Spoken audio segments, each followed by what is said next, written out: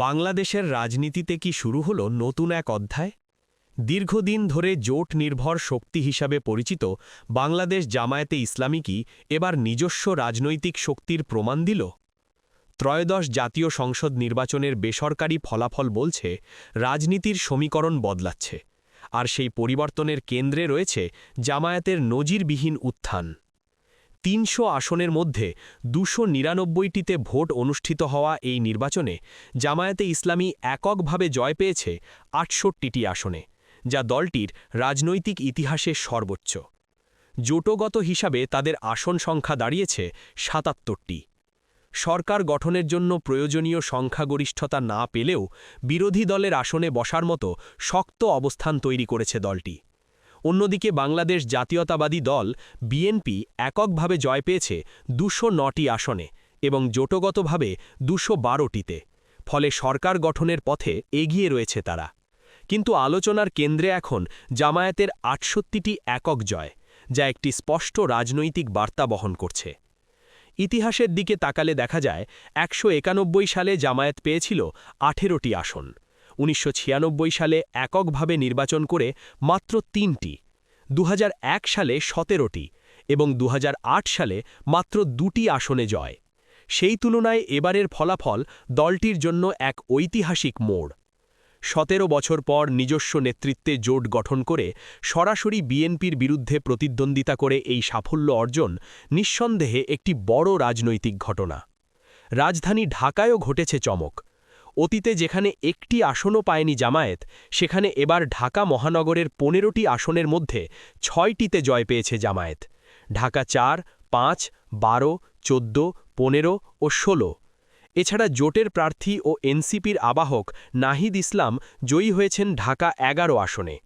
আরও ৫টি আসনে ঢাকা ৭, ৮, ১০, ১৩ ও ১৭ তুমুল প্রতিদ্বন্দ্বিতা হয়েছে। বিশেষ করে ঢাকা ১০ আসনে ৩,৩০০ ভোটে এবং ঢাকা ৭ আসনে ৬,১৮৩ ভোটের ব্যবধানে হেরেছে জোট সমর্থিত প্রার্থী। ফলে বোঝা যাচ্ছে রাজধানীতেও দলটি উল্লেখযোগ্য ভোট ভিত্তি তৈরি করতে পেরেছে। ভৌগোলিক বিশ্লেষণে দেখা যায় উত্তর ও দক্ষিণ পশ্চিমাঞ্চল জামায়াতের প্রধান শক্তি ঘাঁটি হয়ে উঠেছে। খুলনা বিভাগের ৩৬টি আসনের মধ্যে ২৫টিতে, রংপুর বিভাগের ৩৩টির মধ্যে ১৬টিতে এবং রাজশাহী বিভাগের ৩৯টির মধ্যে ১১টিতে জয় পেয়েছে দলটি।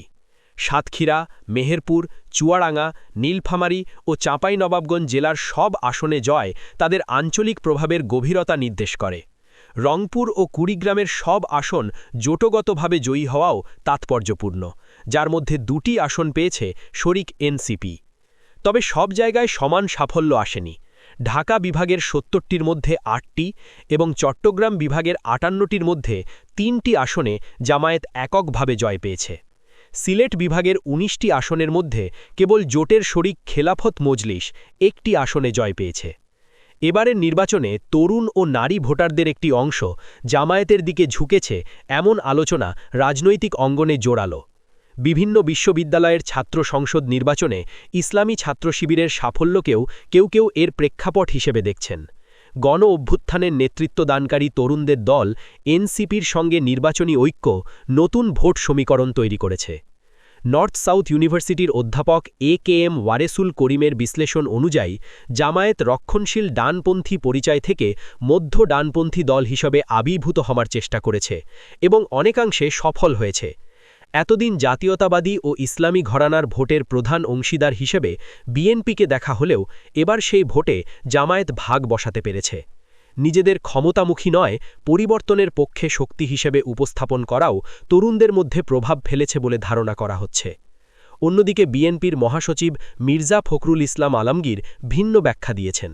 তার মতে দীর্ঘ ১৫ বছরের দমনপীড়নমূলক শাসন ও গণতান্ত্রিক চর্চার সংকোচনের কারণেই উগ্রবাদী শক্তিগুলো মাথাচাড়া দিয়ে উঠেছে এবং জামায়াতের উত্থান সেই প্রেক্ষাপটেই ঘটেছে। সব মিলিয়ে ত্রয়োদশ জাতীয় সংসদ নির্বাচন শুধু সরকার পরিবর্তনের প্রশ্ন নয়, বরং দেশের রাজনৈতিক ভারসাম্যে একটি বড় রূপান্তরের ইঙ্গিত দিচ্ছে। জামায়াতে ইসলামী সরকার গঠন করতে না পারলেও বিরোধী রাজনীতিতে একটি শক্তিশালী অবস্থান তৈরি করেছে। এখন দেখার বিষয়, এই উত্থান সাময়িক তরঙ্গ নাকি বাংলাদেশের রাজনীতিতে দীর্ঘমেয়াদী পুনর্বিন্যাসের সূচনা।